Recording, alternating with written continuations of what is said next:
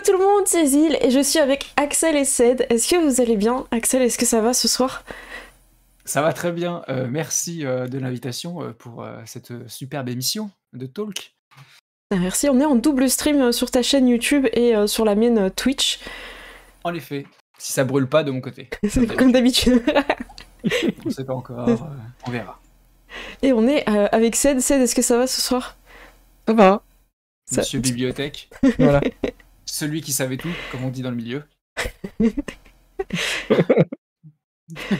C'est pas vrai, mais je vais pas contredire. Non, il faut garder la réputation. Non, c'est vrai que quand t'es pas là dans une partie, je sens que je galère un peu à trouver les règles. Hein. Je te mens pas que hier soir j'ai eu un coup de fatigue et la Règle de page. lutte, 98. Instantanément. D'ailleurs, Axel, est-ce que tu connais une page par cœur? Tiens, juste pour rigoler. Moi, j'en connais une sur non. Vampire Requiem, page 91, goûter le sang. Allez, voilà. Mais elle est tellement. Allez, lancez Ce que les j'aime pages. beaucoup dans Chronique des Ténèbres, dans Ouais. le bouquin Le Chronicle of Darkness, c'est bien, c'est qu'ils ont mis toutes les tables à la fin. Contrairement aux précédentes éditions où elles sont un peu partout dans le Ouais, bouquin. d'accord. Là, t'as tout, genre t'as les armes, l'équipement, enfin tout, et juste à la fin. Donc ça, c'est Ça, c'est un bon truc, ça. je dis oui. Est-ce que tu as une règle en tête, une page Alors, je sais que dans Loup-Garou, il y a la page 94. Je pense que c'est celle de la répartition d'XP. Dans Comme par Loup-Garou hasard. deuxième édition. Ça, c'est le... Ça, tu vois qui est joueur et qui est MJ, tu vois. La page de Il l'XP. les connaît, hein. Non, mais tu sais, selon la règle. Alors ce soir, on a prévu de vous parler de Hunter the Vigil, la seconde édition principalement.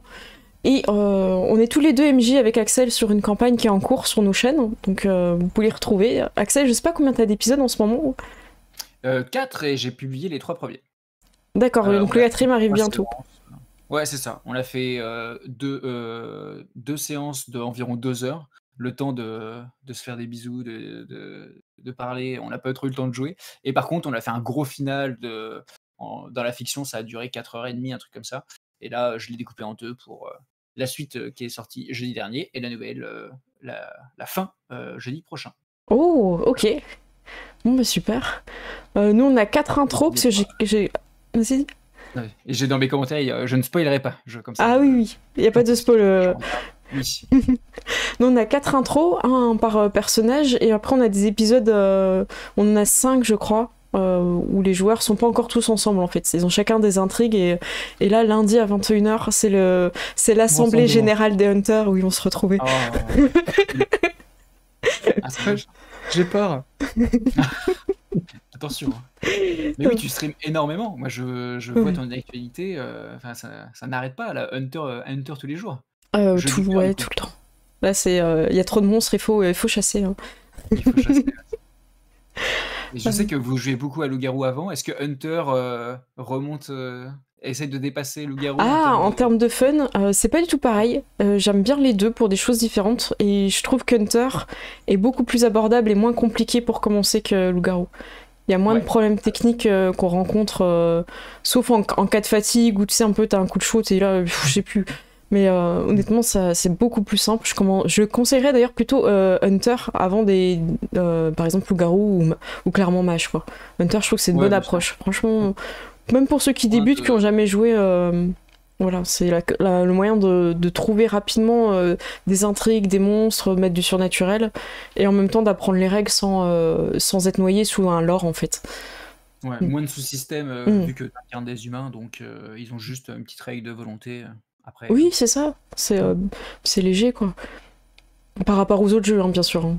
Parce que je pense que quelqu'un qui le prend tout seul, c'est peut-être pas forcément facile dès le début, quoi. Alors, on me demande une question pour toi, Axel. J'en profite pour... Y a-t-il aussi des drames dans le scénario d'Axel? Parce que les gens aiment bien les dramas, tu vois. C'est que ça, parce que... Alors, j'ai fait le fou. Moi, je considérais que c'était un petit scénario one-shot, découverte de l'univers. Et j'étais tellement content de revoir mes potes, parce que ça faisait longtemps, confinement et tout ça. Du coup, je leur ai fait des pré-tirés pour les lancer directement dans l'aventure, qu'on ne perde pas trop de temps. Mais à chaque pré-tiré, j'ai mis des secrets. Et plus je mettais des secrets, plus je suis allé fort dans les secrets. Crescendo. Et ce qui fait que Bah, on révèle ça doucement, ça se méfie, du coup ça avance pas trop parce que dans le scénario, parce qu'ils se disent: «Mais attends, mais lui il a changé depuis, qu'est-ce que c'est que ce bras loup-garou? Qu'est-ce que c'est que ce bordel?» Et donc alors c'est très cool, mais c'est plus long que prévu, mais par contre c'est la blinde de secret et vraiment, du secret très, très lourd. Donc si vous aimez le drama, venez, hésitez pas. Ça, c'est cool.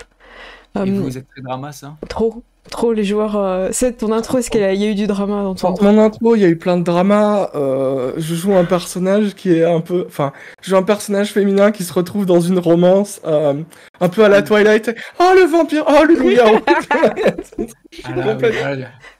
Donc voilà. Ouais, Non, mais c'est vous bien. jouez à Monster Heart ou pas du tout? J'avais testé. Ah, bah alors.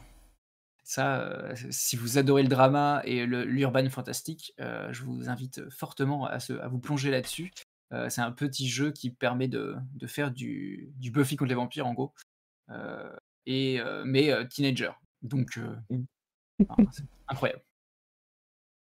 Je vous propose qu'on explique un peu c'est quoi Hunter. Est-ce que quelqu'un veut se lancer à tout hasard, Ced? Je te voyais beaucoup hésiter. Oui, mais c'est pas ça. Donc, Hunter, qu'est-ce que c'est? Hunter, c'est un jeu donc, de Chronicle of Darkness où on joue des chasseurs de créatures surnaturelles. Donc, on est des humains, parfois avec certains avantages ou certaines capacités, mais principalement des humains qui chassent les créatures surnaturelles. Donc, Supernatural, la série, je trouve que c'est un bon exemple. Et peut-être un peu Buffy. Ouais. Oui, complètement. Voilà. Le fait de créer un groupe avec des compétences et des savoirs différents pour chasser les monstres, c'est complètement Buffy. C'est très travail d'équipe aussi. Ouais. Moi, c'est Supernatural, je suis un énorme fan. Et du coup, Hunter, c'est toujours un plaisir de faire des petits clins d'œil à cette série. Et en effet, on retrouve, moi, ce que je trouve en plus assez fort de Hunter, si vous aimez Supernatural, c'est par exemple tout ce qui va être organisation, les Man of Letters, tout ce qui parle une organisation de chasseurs dans Supernatural, c'est littéralement, elle existe chez Hunter. Donc, on retrouve vraiment beaucoup de points communs. Moi, allez-y, continuez. Je sais pas, je te voyais lancer, moi je me suis dit t'as peut-être d'autres choses à faire. Donc au niveau des inspirations de séries, c'est clairement ça. Donc faut savoir qu'on joue quoi? On joue un X-Files, ouais. On joue un personnage humain qui selon ce qu'on va mettre en place dans le jeu a soit des pouvoirs, soit pas des pouvoirs, soit une organisation. Donc ça, on va en parler un peu plus. Donc soit on peut rester comme un humain qui va simplement chasser des monstres à petite échelle, dans son quartier, dans son lycée, tout ça. Ou alors carrément faire partie d'une organisation mondiale. Ça peut être aussi un truc à la X-Files, mettre des objets un peu... parce que c'est aussi une chasse de monstres, mais il faut voir les monstres comme des... ça peut être Men in Black, des monstres qui viennent d'un autre plan, extraterrestre, tout ça. On peut être sur des personnes qui vont chasser des fantômes, qui vont chasser des sorciers. Il faut vraiment s'inspirer de tout ce qui existe en termes de mythologie et en créer des monstres. Et moi, pour prendre l'exemple de ce qu'on est en train de faire, on est en train de jouer en Corée du Sud et c'est super intéressant en tant qu'hunter parce que les gens croient aux fantômes. Il y a énormément de personnes qui peuvent penser qu'une maison est hantée parce qu'il y a eu un meurtre, tout ça. Donc c'est très très intéressant de jouer hunter parce que les gens vont parler. Alors que dans d'autres pays, ils vont dire ouais non mais c'est bon, les fantômes ça n'existe pas. Alors que là, il y a carrément des gens qui vont appeler des chamans pour dire attends, il y a un problème et tout. Donc en termes d'histoire, là où vous allez jouer, ça n'a pas du tout le même impact sur le surnaturel. Il faut vraiment se renseigner au niveau du mood et des croyances populaires, quoi. Donc je sais pas où prend en place ta campagne, Axel, au niveau de... Alors nous, on avait déjà précédemment construit une ville pour jouer dans les Chroniques des Ténèbres en général, en fait, qui est une ville, Silver Falls, qui est sur la côte ouest imaginaire des États-Unis. Et du coup, quand on a besoin d'une ville fictive, on cale. Là, on avait besoin d'une banlieue, donc là, c'est la banlieue de Silver Falls. On a joué là-dedans. Ça nous permet, étant donné que la ville a été une création commune, c'est plus simple pour moi de dire vous voyez Silver Falls parce que eux-mêmes ont placé les centres d'intérêt intéressants dans la cité plutôt que de dire est-ce que vous voyez Baltimore, tu vois. Là, il va falloir faire un peu plus de recherche.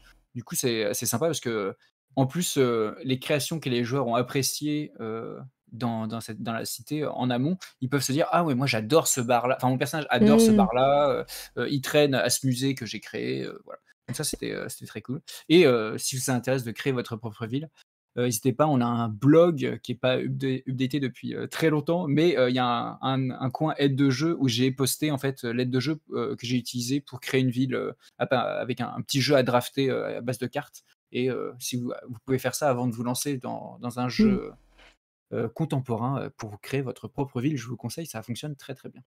Et Mais ouais, moi j'aime bien juste, je termine, jouer aux États-Unis, juste il y a beaucoup de culture populaire, enfin commune aux États-Unis, et pour chasser, c'est bien d'avoir des armes légales, tu vois. Ça aide. Ouais. Clairement. Et je trouve ça bien que ça soit une ville où les joueurs ont participé, parce qu'ils vont plus s'impliquer émotionnellement en fait dedans. Donc c'est bien que, comme tu expliquais. J'ai une question de mon côté. Il y a Thomas qui nous dit est-ce qu'il y a une seule époque contemporaine proposée dans le jeu? Est-ce que jouer à époque victorienne dans un ton un peu Bloodborne, ça me parlerait plus que la période contemporaine? Dans le livre de base, je crois pas qu'il y a décrit Dans le livre plusieurs. de base, il y a pas Non, de. mais il y a des suppléments qui sont faits exprès pour jouer un peu partout dans le monde et à n'importe quelle époque. Donc, C'est ça Darkera, m'étonnerait ouais. pas qu'il y ait ouais, ça m'étonnerait pas qu'il y ait un setting victorien vu. Époque victorienne, il y en a un ou deux. Un de Ouais. sûr, peut-être deux. Donc ils présentent des settings et en plus ils disent voilà, voici les jeux de Chronic of Ténèbres Tu vas y arriver. que vous pouvez greffer dedans, genre Égypte antique, allez foncer avec Geist et avec Hunter et chasser du disciple d'Anubis, allez-y foncez quoi. C'est possible. Alors j'ai la liste. C'est magnifique. Pour Hunter, je regarde. Pour Hunter, il y a en 1690 sa première colonie d'Amérique, sorcière de Salem. Il y a l'époque Edo au Japon, donc ça c'est dans Darkera qui est présenté. Et dans Darkera Compagnon, je vois pas de Hunter. Il y a Darkeras 2 aussi qui est sorti. Je sais pas, j'ai pas encore regardé tout ce qu'il y a. Mais voilà. Donc, du coup, il y a déjà l'époque Edo, ça va être super sympa avec les katanas et tout. Et de toute façon, c'est un jeu où les pouvoirs s'adaptent, hein. Peu importe les. Tu peux facilement en créer, donc ça. Je propose qu'on en. Juste les settings qu'ils proposent, ils sont très riches, donc tu peux très facilement t'imaginer d'autres gammes dans ces settings-là. Donc n'hésitez pas à faire votre propre popote. C'est un peu le maître mot du jeu. C'est faites-vous plaisir et voici une grosse boîte à outils. C'est ça. Faites-vous avec. Oui, l'idée c'est pas de s'enfermer dans un lore qui est rigide et qui permet pas d'ajouter des choses. Est-ce qu'on peut parler peut-être des 3 niveaux de possibilités de jouer à ce jeu? Je sais plus comment ça s'appelle. Ils appellent ça les tiers. Je sais pas si on dirait ça en français aussi. Tiers 1, tiers 2, tiers 3. Si ça se dit aussi, je sais pas. Ouais, ça peut se dire, ouais. J'avoue.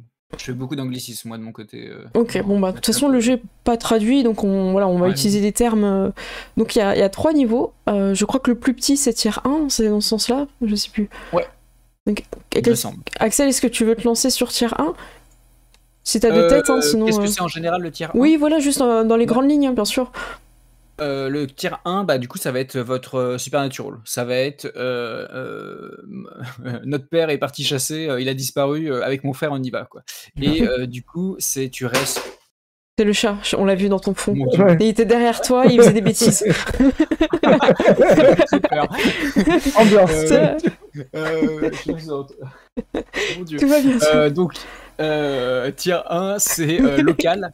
Et c'est une aventure qui peut se passer dans une ville ou dans une région avec, donc c'est les personnes concernées dans ce groupe qui se mettent d'accord pour chasser ensemble. Donc ils vont mettre leurs efforts. L'organisation la plus visuelle pour ce tiers, c'est l'Union. C'est des travailleurs, c'est des gens qui veulent protéger leur quartier des menaces surnaturelles. Donc le gouvernement est chelou, le gouvernement traîne avec du surnaturel. Nous, on va essayer de mettre en commun nos forces pour dégommer du vampire qui essaye de manger nos enfants. Donc voilà. Je sais pas si vous avez des tiers 1 favoris ou d'autres définitions. Non, pour moi c'est ça, c'est dans les grandes lignes. Après j'ai lu un peu en diagonale, hein, donc je vais plus m'appuyer sur ce que vous dites. En En fait, pour moi, je reprends un peu aussi Gladius, qui est une mathématicienne attitrée sur le Discord. D'ailleurs, on fait la promo en même temps du Discord FR. En tier 1, c'est l'idée de ne pas avoir forcément Des cellules. de cellules. Ouais, c'est la cellule, c'est vraiment plus des potes ou des gens de quartier. Donc, c'est pas forcément. Ils s'organisent entre eux, en fait. Ils n'ont pas forcément de moyens extérieurs. Et moi j'aime bien ce côté-là aussi. Je trouve ça intéressant, et c'est intéressant pour débuter aussi dans Hunter, parce que qu'est-ce que fait quelqu'un qui découvre que le surnaturel existe. Genre imaginez que les voisins entre eux, ils sont dans un petit quartier, découvrent qu'il y a un monstre. En fait, qu'est-ce qu'ils font en fait? Personne ne les croit, et ça peut être sympa. Sachant que je trouve que si tu veux vraiment jouer la découverte du surnaturel, autant jouer avec Chronicle of Darkness. Parce que dans Hunter, tu as vraiment le côté ok, on commence la partie, vous avez déjà chassé et vous avez déjà des atouts pour chasser en fait.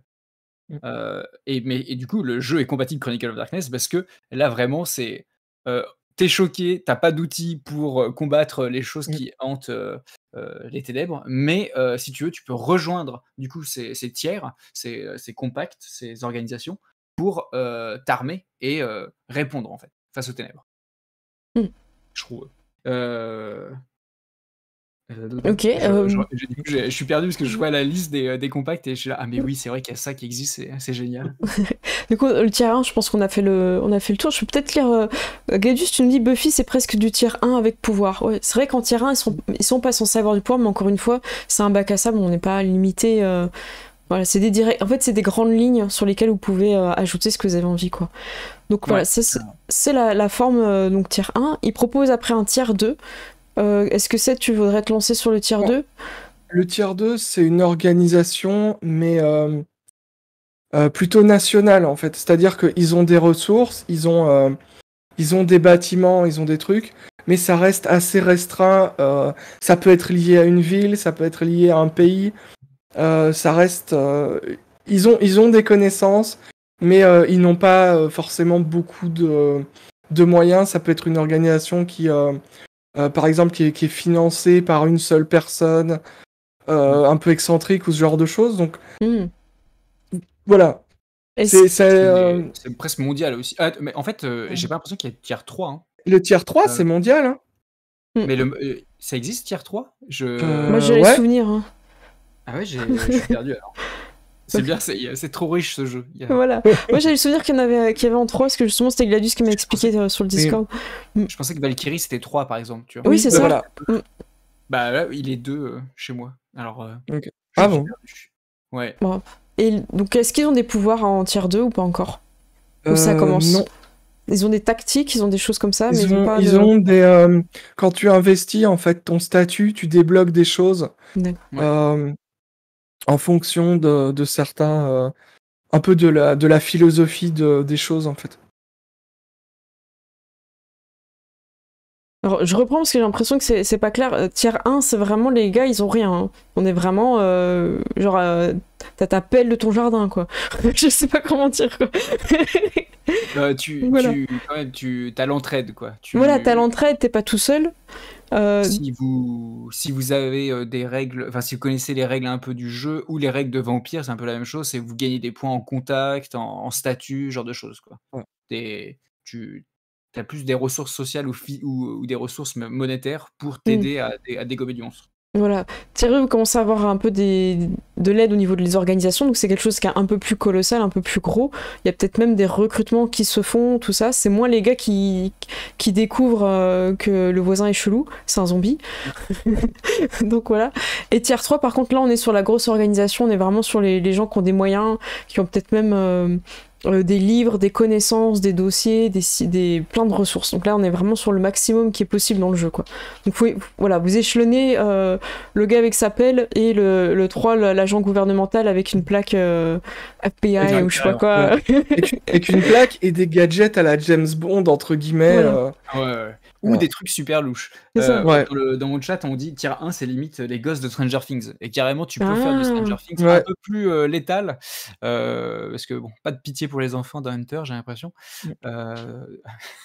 Mais ouais.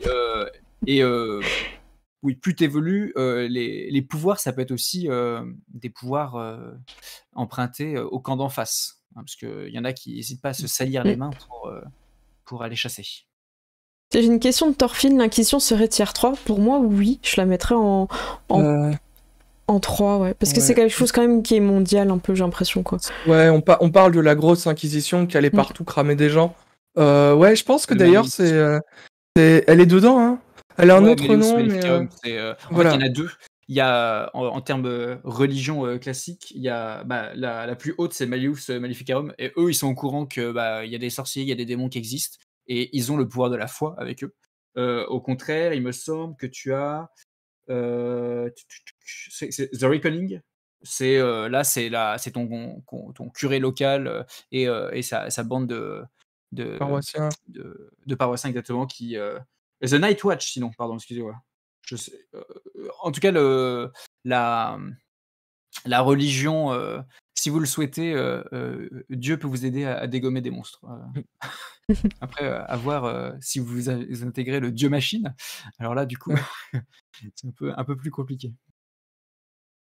Donc après, c'est ces types d'organisations sur lesquelles on peut créer sa campagne. Il y en a un certain nombre.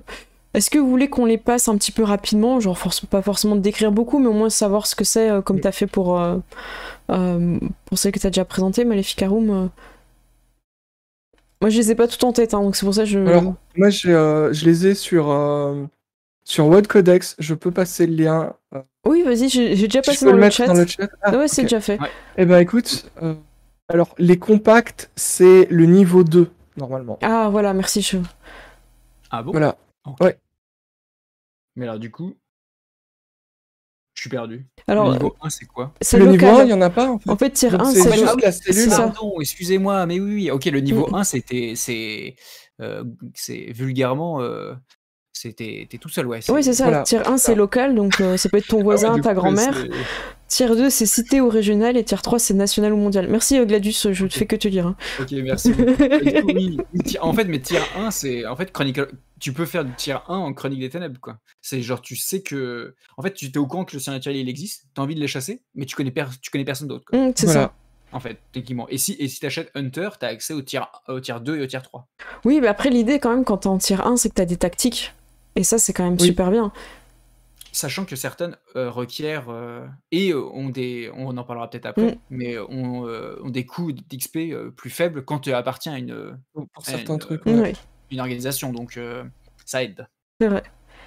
Ben vas-y, Ced, tu voulais parler des compacts donc, qui Alors, correspondent au tier 2. Les compacts, on a le Ashwood Abbey. En fait, ce sont des nobles décadents qui chassent le surnaturel pour s'amuser. Ah, Voilà. Ils sont trop bien. Moi, Donc, on a- j'en avais à ma table, je sais pas vous. non, non. Vous en avez pas? Ouais. Non. Et est-ce que je peux détailler un peu plus Ah, ou- si tu Bah, veux, oui, oui, si vas-y, t'as un peu une... dessus. Vas-y. Ashwood Abbey, en fait, c'est vraiment c'est des c'est décadence dans le sens où le plaisir de la chasse, c'est pas le résultat de la chasse. On s'en fout que le monde va mal et que le surnaturel est en train de dévorer l'humanité. Non, non, nous on est là pour le plaisir de chasser. Et il y a une organisation cachée monstrueuse à l'intérieur de Ashwood, enfin de l'abbaye d'Ashwood, qui s'appelle le club de chasse, où en fait c'est des gens qui sont tellement blasés qu'ils se sont dit bah autant chasser des humains, ça va plus vite. Oh. Et donc là, c'est c'est le fardeau de cette abbaye, et c'est très très sympathique de jouer du coup des chasseurs de ce côté-là et qui sont un peu tiraillés par le côté donc slasher, les hunters qui sont passés dark side et qui du coup chassent de l'homme. Voilà. Des belles gens intrigues, changent, ouais. J'aime beaucoup. Ouais. Alors, tu veux parler de la suite, Ouais. The Long Night? Alors, The Long Night, ce sont des chasseurs chrétiens donc qui combattent les agents du mal pour amener le retour de Jésus. Voilà. Tout va bien. Aux États-Unis, c'est la base. Alors, ensuite, on a les loyalistes de Tulé.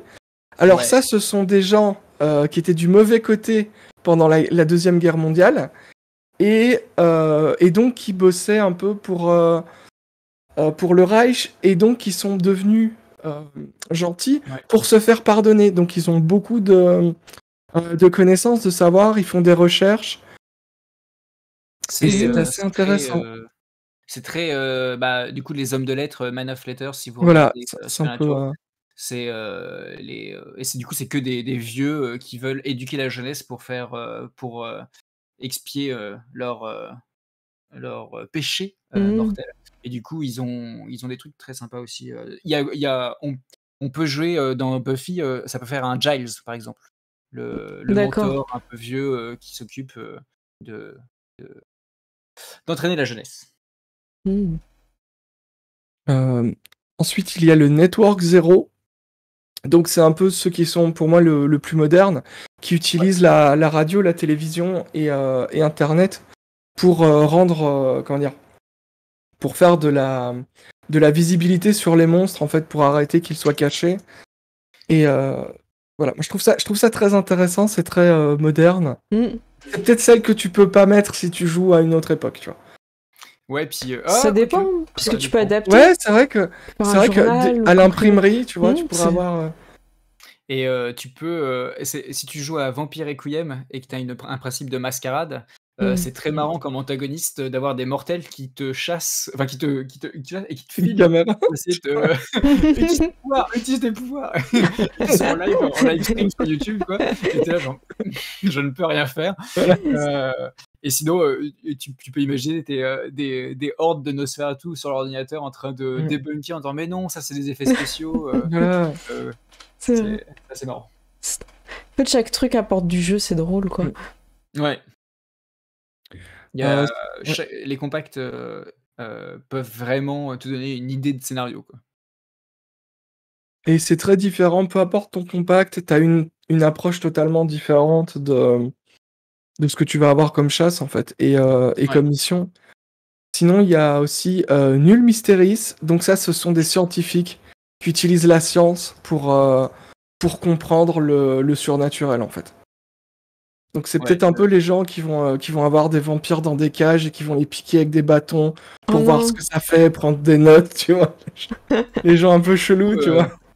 Ou au contraire, des gens qui se disent non, c'est une maladie, il faut les comprendre. Oui, c'est ça. On doit être à l'inverse, beaucoup trop compatissant avec le loup-garou qui va essayer de les manger, quoi. Les gens qui vont donner des droits aux zombies, tu vois. Exactement. Non, mais il a encore Ils ont une âme, ouais.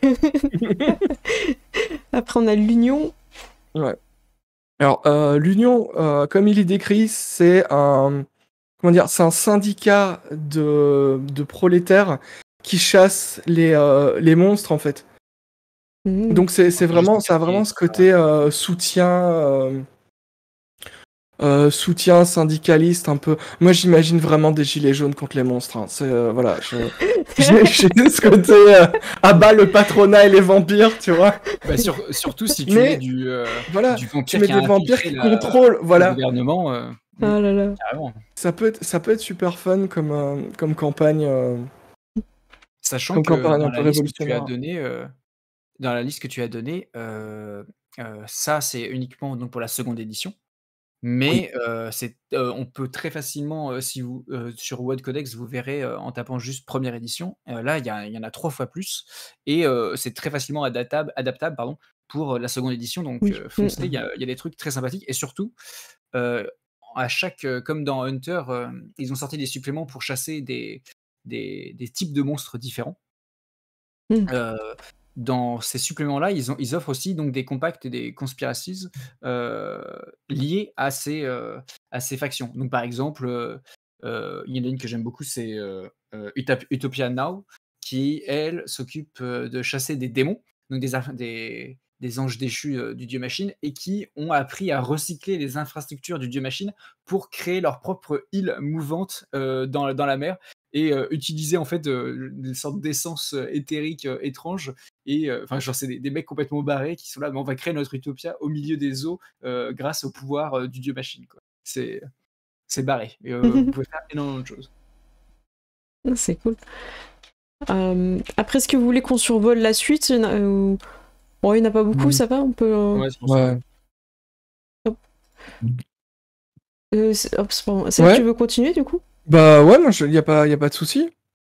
Donc en fait, on a le Aegis Kaidoru. Donc c'est un truc d'origine grecque qui cherche le monde pour les artefacts légendaires et qui essaie de comment dire pour s'armer en fait contre les forces des ténèbres. Mm. Donc ça va être peut-être plus à la Indiana Jones, un peu ce genre de truc, aller chercher Excalibur, la lance de la destinée, ce genre de truc. Ça peut être très aventure. Que voilà, si vous avez envie de mettre des donjons, je pense que c'est la bonne campagne. C'est la bonne faction. On va utiliser les artefacts pour dégommer des monstres. Voilà. C'est assez marrant quand même. On a besoin du Graal ou d'Excalibur pour dégommer du vampire. Ensuite, on a les Ascending Ones. Ouais. Donc, c'est plutôt des... comment dire, pour moi, c'est des alchimistes qui essaient de nettoyer le monde des impuretés en s'élevant spirituellement. Il y a un côté très alchimie chinoise, et d'ailleurs, ils peuvent faire de l'alchimie, ils ont accès à de l'alchimie et des élixirs, donc tout ce qui peut amener des trucs assez fun. Ok. Ensuite, on a le groupe Kairon. Donc ça, c'est plutôt multinational, très capitaliste, qui essaie d'utiliser à ses propres fins donc les monstres. Donc c'est ceux qui enlèvent les parties des monstres et qui se les font greffer en fait. Oh. Donc Google capture des vampires pour leur enlever le cœur, pour se le faire greffer, ce genre de choses. C'est très fun. Et donc on avait ça à notre partie et c'est tout de suite ça amène de la suspicion dans le groupe de Hunter en mode attends, mais du coup tu me dis que t'as un morceau de peau de vampire morte qui frémit quand t'es à côté d'un autre vampire. C'est génial, mais je pense que t'es un demi-vampire et on devrait peut-être te chasser au final. T'as été trop loin. T'as greffé de peau. Tu t'es greffé des yeux pour voir dans le noir, mais ils sont orange quand même. Tu te rends compte qu'il y a un problème, tu vois. Et pourquoi tu me regardes bizarrement et pourquoi t'as faim de sang?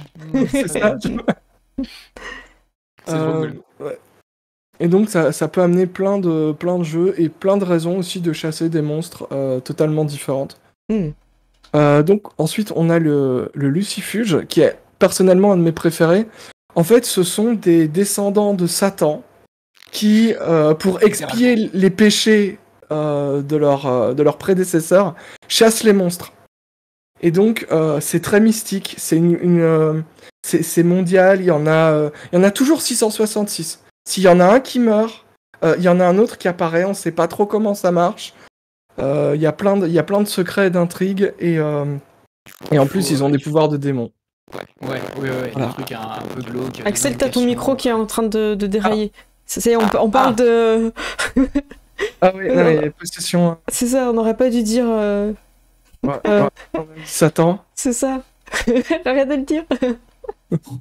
Alors, on t'entend plus? On t'entend plus là. Est-ce que c'est bon? Oui, c'est bon, voilà. Oui, il est revenu. C'est bon. Donc il faut plus dire le mot tabou. Le mot Satan. Arrêtez. Incroyable, ça y est. Donc, voilà, et tu as des pouvoirs en rapport avec les démons et le feu, donc tu peux invoquer des démons, lancer des boules de feu. Mais avant ça, il faut aller voir une vieille à 1000 ans dans un donjon glauque. Dans les catacombes. Ouais, c'est... Attention, c'est dangereux. Voilà. Ensuite, on a le Malleus Maleficarum, donc ça c'est la bonne vieille inquisition... bonne vieille inquisition espagnole, mais avec un petit côté paladin en fait, parce qu'ils peuvent avoir des objets bénis et invoquer la puissance de Jésus pour libérer le monde. C'est très américain quand même, hein. Tu sens que... Mais c'est fun, tu vois. Quand tu charges les vampires avec ton épée à deux mains et ton armure, il y a un côté fun. Et le dernier, donc c'est Task Force Valkyrie. C'est basiquement les Men in Black, c'est une partie du gouvernement secrète, du gouvernement des États-Unis. Ils ont des trucs technologiques, genre ils ont des balles aux UV pour tuer les vampires, ils ont des pièges à fantômes comme dans les Ghostbusters. Voilà, moi ça me fait penser à... Je sais pas si vous avez vu le film d'horreur Rec 2. Reg Non. 1, c'est classique, c'est des gens qui se font dégommer par des zombies et il y a une histoire de possession et de sorcières. Mais dans le deuxième, ils envoient l'équipe de SWAT qui va dégommer du zombie, mais à coup de fusil à pompe. Et donc, c'est assez jouissif. Et ils se posent pas la question oh mon Dieu, mais ça veut dire que Dieu existe, que la non-mort. Non, non, c'est. Il y a pas de. C'est très sympa. Je vous conseille, si vous voulez l'inspi pour Valkyrie. Ah bon. Alors après, donc voilà, on a vu un peu tout ce qui était possible, sachant que vous pouvez clairement en inventer. Moi, c'est ce que j'ai fait pour Hunter Corey en fait. Hein. J'ai inventé un truc en m'inspirant un peu plus du côté Valkyrie en fait. Je sais pas si toi t'as pris des trucs propres au jeu ou t'en as inventé, Axel. Non, moi j'ai tout pris. Je suis très content de Carrion, de l'Union et du reste. Donc, moi, ça me fait très plaisir. Et puis, je pense que les joueurs, ils aiment bien aussi prendre des morceaux et se dire ah, c'est de l'officiel et comme ça, je peux m'amuser avec ça. Donc, j'ai pas senti le besoin, mais il me semble qu'il y a des règles dedans pour créer de l'organisation. Il me semble aussi, après, Du coup, c'est presque invité pour quoi. Ouais. Après, je suis plus partie de ce que j'avais besoin, tu vois. Je me suis dit, bon, ben, ils vont se répartir en des endroits. Donc, moi, en fait, j'ai réparti en termes de terrain de chasse. Donc, j'ai créé un groupe qui s'occupe du lycée, un groupe qui s'occupe de l'hôpital psychiatrique, un pour les résidents un peu de gens communs, et un autre du restaurant qui, eux, sont spécialisés dans les fantômes. Après, ils ont pas de chance parce qu'ils ont un moine qui voit les fantômes. Le problème, c'est que plus ils mangent de viande, moins ils voient les fantômes. Et donc, il y a un peu un jeu où faut faire attention, quoi. La cantine. Que des légumes cette semaine, on a un problème de fantômes. Exactement. Je sais pas si toi tu t'inventes un peu des trucs des fois un petit peu, tu sais, qui tirent un petit peu entre les deux côtés, ou faut RP le fait que tu vois, tu vas pas donner de la viande à quelqu'un qui adore ça, tu vois. Je veux dire, c'est quand même. J'invente le truc par rapport aux organisations qui sont créées, parce qu'en même temps, le texte qui est donné, je le trouve très riche, mais qui n'est pas non plus décrit en détail. Donc, par exemple, on parlait de Lucifuge et de la vieille à Milan. Il n'y a pas un plan du bâtiment, exactement comment ça se passe. Non, ils te donnent des idées et tu fonces avec. Ah, c'est top ça. Ce que je vous propose, c'est de parler ensuite des Hunters. Qu'est-ce qu'ils sont capables de faire? Est-ce qu'ils ont des pouvoirs? Est-ce qu'ils ont des capacités de travail en équipe? Est-ce qu'on parle déjà des tactiques? Ou déjà peut-être la personnage en lui-même? Il a les points de création de personnage classiques comme un humain normal. Il aura juste 7 points d'atout. Ça, c'est un truc, des fois on se trompe parce que les créatures surnaturelles, elles ont 10 points d'atout. Eux, ils ont 7 points d'atout et ils ont 3 XP en plus. Et ils ont de base 3 tactiques à choisir. Et après, je pense que c'est selon s'ils appartiennent à un tiers 2 ou 3, ils ont des capacités en plus. Ouais, c'est ça. Est-ce que on n'est pas obligé forcément de parler de tous les pouvoirs, mais est-ce qu'on peut peut-être parler un peu dans les grandes majorités, un peu les... Qu'est-ce que vous avez bien aimé en pouvoir peut-être déjà? Moi, les implants du Carrion Group, à la table, c'était toujours très rigolo. Et sinon, on a eu une Lucifuge qui est passée à Milan du coup, et qui avait des pouvoirs aussi. Parce que ils ont accès, les Hunters, aux atouts surnaturels également. Du coup, elle avait de la.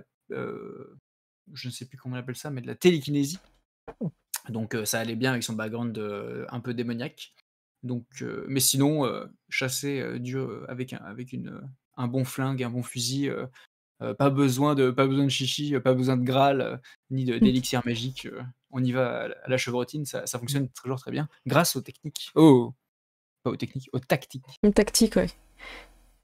Tu vas enchaîner. Vous savez des choses? Écoute, moi j'aime beaucoup le concept de tactique, de savoir que en tant qu'humain, si t'es organisé et que tu t'y prends bien, tu peux à 5 pioter un vampire, tu vois. Tout le monde lui tient un membre et toi t'arrives et tu bourrines sur le pieu. C'est bourrin, c'est américain, mais j'aime beaucoup ce côté où comment dire, on pourrait croire que t'es une proie, mais t'es un chasseur en fait. Oui. En fait, si le nombre fait la... Voilà, c'est ça. Si t'es préparé et que t'as le nombre, tu peux chasser, ouais. Très souvent, j'ai l'impression que le format d'aventure, c'est on joue des hunters, il leur tombe quelque chose sur la gueule, et du coup, ils sont pas préparés, ils essaient d'avoir des informations, mais c'est soit la fuite, soit c'est Mm. on reste, mais on prend des dégâts. Et ensuite, il y a comment dire? Une phase de planification où va falloir, donc prendre les tactiques, qui vont être, normalement fonctionner contre le monstre, trouver où est-ce qu'il habite, où est-ce que comment il se nourrit, ce genre de Mm. choses et essayer d'appliquer, la tactique, quoi. Ouais, c'est ça. C'est souvent ce modèle-là, je trouve. Ouais, t'as une phase de recherche, d'études. Et ce qui est intéressant, c'est qu'on n'est pas obligé de tout RP, et que ce soit très long. On peut faire des jets de dés et jouer quelques scènes avec des personnes qui ont peut-être vu quelque chose, les interroger, fouiller sur Internet aussi, avoir des informations, regarder les caméras, enquêter à travers des résidus, ça soit malheureusement des personnes qui sont décédées, donc on récolte des informations. Et avec ces informations, donc c'est une tactique, hein, je crois que c'est, je sais plus si c'est identifier le monstre ou un truc comme ça. Identifier le monstre, ouais. Et donc là, il y a plusieurs personnes qui peuvent participer. On peut ajouter aussi des PNJ qui ont ajouté leurs compétences et au niveau du jet de dés. Et c'est pas très long en fait. Je trouve que la mécanique, une fois qu'on l'a compris, elle simplifie et fluidifie énormément la partie. En fait, vous avez un acteur principal qui lui, entre guillemets, va faire le gros jet. Il le fait en dernier. Vous avez ensuite des acteurs secondaires. Vous pouvez avoir des tireurs, vous pouvez avoir des personnes qui vont paralyser l'ennemi, et eux ils vont faire leur jet de dés, et selon le résultat qu'ils font, ils vont ajouter ou enlever des dés à l'acteur principal. Et à la fin, l'acteur principal il fait un jet, souvent en opposition avec le jet du monstre. Plus le monstre est fort, plus il a son rang de monstre qui est ajouté au jet de dés. Donc la petite équation, elle n'est pas si compliquée que ça en fait. Tout le monde jette ses dés, on additionne, boum, on fait, on lance en opposition et advienne que pourra quoi. Ouais, c'est cool. Ça c'est bien. En plus, si vous jouez du côté mortel avant, vous avez à peu près la même chose, mais en plus simple avec juste la règle d'entraide qui Oui. fonctionne à peu près de la même façon. Mais là, c'est pour ça que Hunter est très bien pour se lancer dans une gamme un peu plus complexe, on va dire, que la gamme de base. Mm. C'est que ça reprend beaucoup de règles qui ont déjà été apprises précédemment. Ouais, c'est ça. Et je trouve que les tactiques sont vraiment une force du jeu. Parce que les pouvoirs, quelque part, on les a dans tous les autres livres. Tous les autres livres proposent des pouvoirs qui sont vraiment intéressants. Mais là, ce côté teamwork de tactique, on l'a pas ailleurs. On l'a pas dans les autres livres. Et pour moi, c'est ça qui fait vraiment la force de ce jeu-là. De pouvoir enquêter sur un monstre, de pouvoir trouver une tactique pour brûler les monstres. Je trouve ça super cool, quoi. Donc là, au lycée, ils s'éclatent parce que justement, ils chassent les monstres et il faut pas qu'ils détruisent le lycée. Donc ils te font des tactiques pour brûler les monstres pas trop loin de la piscine pour ensuite après nettoyer pour pas que le lendemain au lycée soient là mais qu'est-ce que c'est des résidus de monstres. Pourquoi il y a des calamars dans la piscine Mais j'espère que vous avez créé vos propres tactiques ou pas du tout? Pas encore, mais moi je suis en train d'y réfléchir. Ouais. Par contre, on a créé nos pouvoirs. Et toi, t'as créé des tactiques? Non, mais j'étais content de voir dans le livre de base, parce qu'à mon avis, quand tu fais une longue campagne d'Hunter, il va y avoir une envie de se dire: «OK, nous, on a par exemple», si tu crées un monstre particulier et qu'il y a pas vraiment tellement de tactique qui est appropriée, un truc qui a 2 têtes, je sais pas quoi, une double décapitation, une tactique de double décapitation pour ce monstre particulier. Avec le bouquin de base, vous pouvez clairement, créer votre propre tactique et les joueurs peuvent la nommer et se dire: «Bon, on va faire ce move-là, Ouais, c'est ça qui est bien. ça va fonctionner, quoi». Ouais, il y a toute une fois que t'as lu un certain nombre de tactiques, déjà tu comprends comment ça fonctionne. Donc il y a une explication après à la fin de toutes ces tactiques pour te dire comment faire une. Mais honnêtement, rien qu'en regardant déjà le principe d'une tactique, tu comprends. Et c'est super bien parce que par exemple, il y a le délire de faire des cercles de sel pour empêcher les créatures de passer. Nous, on joue en Corée du Sud, donc on met beaucoup de post-it jaunes. Je sais pas si tu vois ce que c'est. C'est les longs textes verticales sur papier jaune et qui collent des fois sur les têtes des zombies, des vampires, ou des trucs comme ça pour les immobiliser. Et il y a et du coup, il y a pas mal de ça pour empêcher les fantômes de passer à des endroits et c'est super drôle, quoi. Et moi, pour les pouvoirs, j'ai préféré les créer parce que je me suis inspirée beaucoup de ce que j'ai vu en termes de drama coréen, tout ça. Donc, je suis partie un peu sur des pouvoirs, tu sais, qui sont... en même temps, il y a un truc positif, ça t'aide vraiment dans l'enquête, et en même temps, t'as un côté où tu prends une part de risque. Je propose de présenter ton pouvoir, Ced. Est-ce que tu veux le faire toi-même ou... ton pouvoir, c'est ton moment, c'est ton moment. En fait, le pouvoir de mon perso, c'est que elle peut revisiter les souvenirs des personnes mais en étant présente physiquement dans le souvenir et en ayant accès à une vision, je dirais, de la zone, en fait. C'est un peu comme ce qu'ils ont fait dans le jeu vidéo Cyberpunk. Elle peut se balader, en fait, aller à des endroits où elle n'avait peut-être pas accès, et donc pouvoir se focaliser sur un détail que la personne a peut-être pas vu, en fait. Donc même si la personne était de dos, elle a accès à l'information, à des informations supplémentaires, et c'est très pété. C'est très pété. Voilà, c'est très dangereux quand il y a des créatures surnaturelles qui respectent pas trop l'espace-temps. Voilà, j'ai failli finir dans la haie, donc chez les changelins, et dans un royaume démoniaque. Donc voilà, faire gaffe, mais... C'est ça. Ouais, non, c'est super intéressant. La facilité pour laquelle tu crées tes pouvoirs, moi, c'est encore une fois la force de ce jeu et de la gamme, parce que je me dis, tu peux te dire, ah bah voilà, je vais faire un groupe de hunters qui est basé sur l'infiltration. Tu ouvres Vampire Requiem, tu prends les pouvoirs d'occultation, tu les dispatches dans tes pouvoirs spécifiques à ton nouveau groupe de hunters, et hop, t'es plutôt bien servi, parce que c'est la même mécanique. Donc ça, c'est cool. C'est ça. Donc, et le livre en a suffisamment. Hein. Moi, c'est parce que j'aime bien inventer tout ça, mais le livre en a suffisamment. Et puis surtout, si tu as un contexte qui est bien à toi, c'est encore mieux de créer pour aller autour. Ouais, c'est ça. Et alors là, on a parlé un peu des capacités Hunter, donc ils ont des tactiques qui leur permettent d'utiliser le groupe pour chasser, et souvent c'est dans le but de mettre à mort ou de capturer aussi un hunter, enfin un monstre avec des hunters. C'est des slashers. Ils ont des pouvoirs aussi, il y a pas mal de choses il y a un soin, je crois, je sais plus chez qui, une bénédiction qui est super intéressant, donc il y a aussi moyen de... Je crois que c'est... Ouais, mais je trouve ça intéressant quand même. Faut le mettre à petite dose. En fait, ça dépend si tu joues vraiment sur de l'action et tu sais que tu vas, entre guillemets, casser du hunter. Enfin, c'est bien d'avoir le truc de soin. Ouais, c'est ça. Dans le groupe. Sinon, si tu sais que tu vas pas avoir de healer, je pense que c'est intéressant de te dire time lapse. Allez, il se passe 1 mois. Il se passe 2 mois, voilà. Ouais, parce que le temps de guérison chez les mortels, les dégâts aggravés, tu penses à 2 fois. Hein. Ouais, c'est ça. Ça fait mal. Hein. Glédus qui nous dit les bénédictions c'est Malleus. Oui, c'est vrai. Oui. Les post-it jaunes s'appellent Bougeoc ou Talisman. Eh ben merci, parce que depuis le début j'ai dit post-it jaune. Merci beaucoup.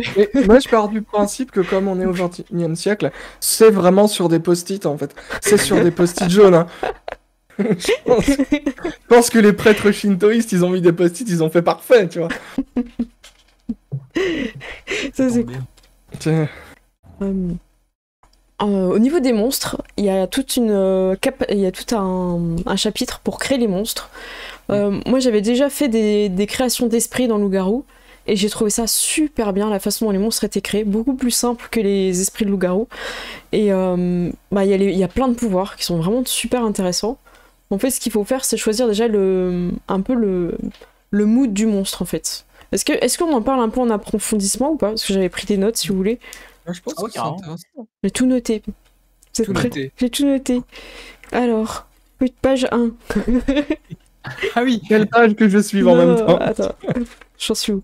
Ah bah voilà. Mais j'ai trop de pages par contre, je me suis un petit peu emballée. En gros, je vais faire très court. Hein. En gros, quand vous pensez à créer votre monstre pour Hunter, il faut réfléchir à son concept et sa motivation. Qu'est-ce que veut le monstre? Ceci n'est pas forcément clair pour les Hunters. Donc on n'est pas sur... Des fois c'est clair, nous quand on avait joué, le monstre c'est quoi? Il voulait pondre son œuf. Je crois que on avait fait un truc. Il voulait couver son œuf, ouais. Après, comment le monstre s'y prend-il? Quel genre d'action il va entreprendre? Donc là, en fait, le monstre, pour prendre l'exemple de l'œuf, il avait privatisé la décharge, c'est-à-dire que toute personne qui rentrait dans la décharge se faisait défoncer, hein, mourait simplement, et il avait repoussé aussi des ghouls. L'idée du monstre, c'est les hunters le découvrent ou / entendent parler de lui. Donc là, ils ont entendu parler de lui, du monstre, parce que justement, il y avait eu des morts, des employés de la décharge qui étaient décédés, et ça, c'est un problème. Après, on peut réfléchir, maintenant qu'on comprend l'essence du monstre, à quoi il ressemble.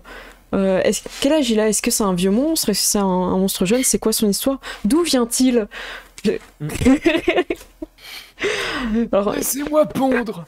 c'est ça, je veux pas mon œuf. Par pitié.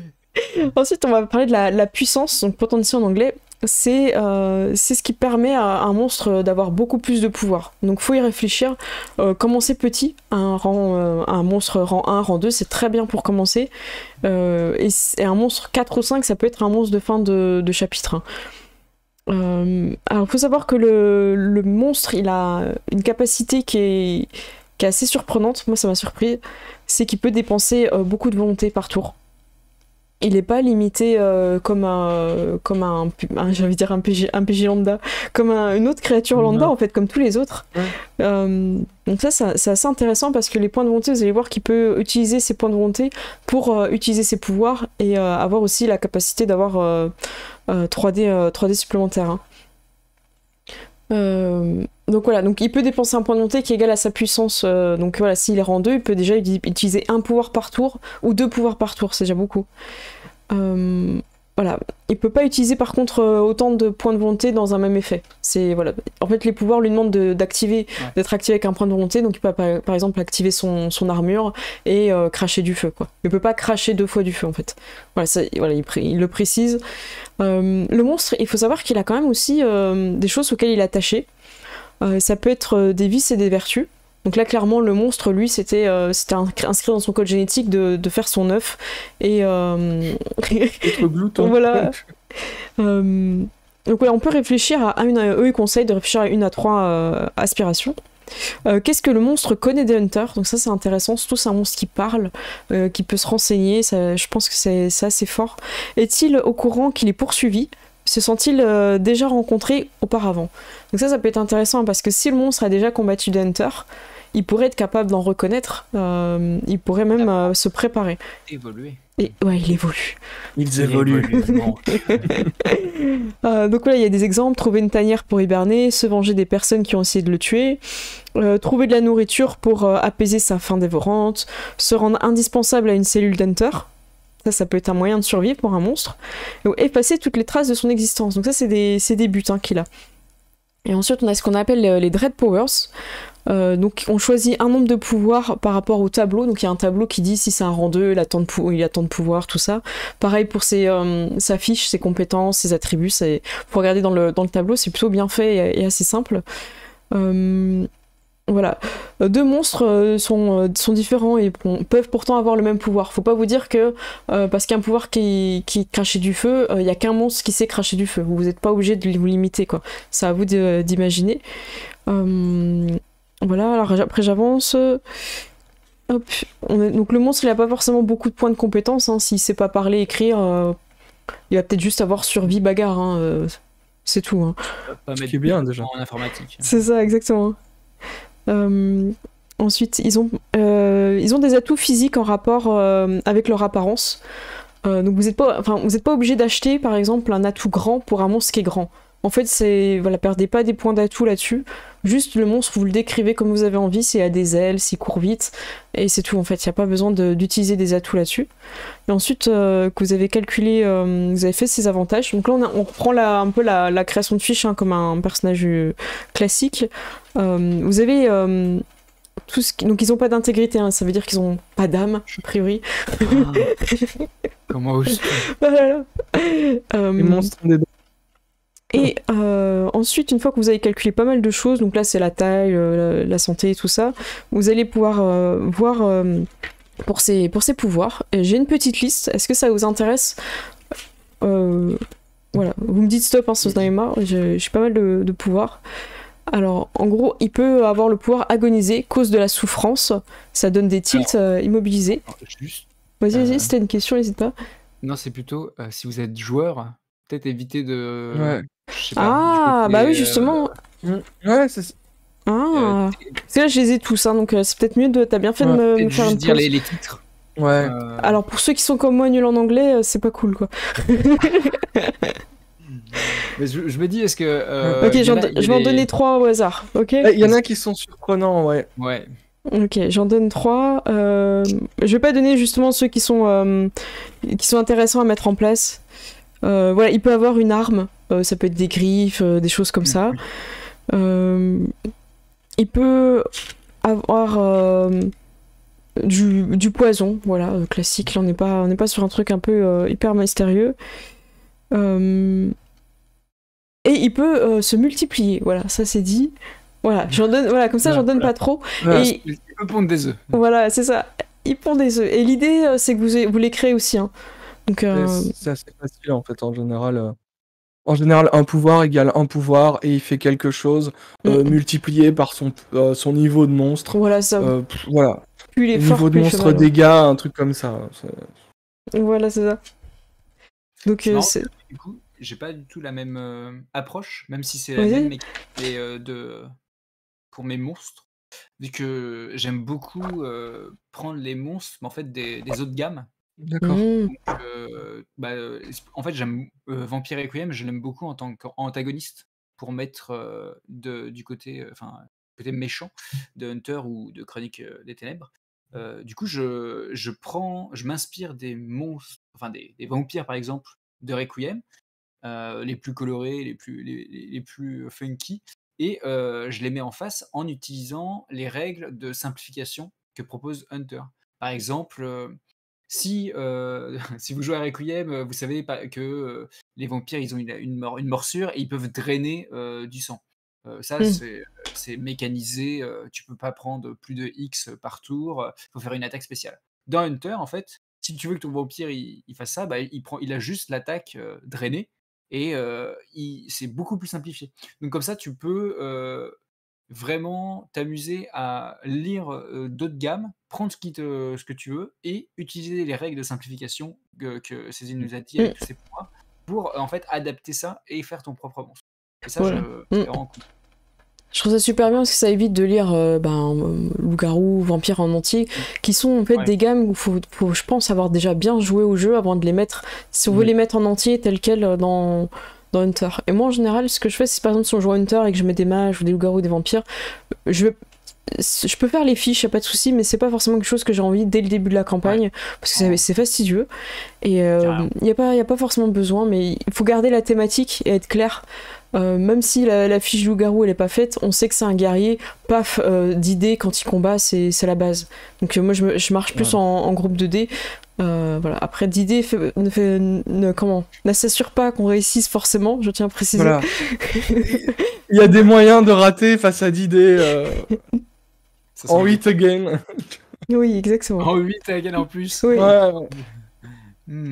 Ouais, ça c'est dans... C'est quel épisode? Je crois que c'est le 2. C'était l'épisode... avec l'idole. l'idole. 2, avec l'idole.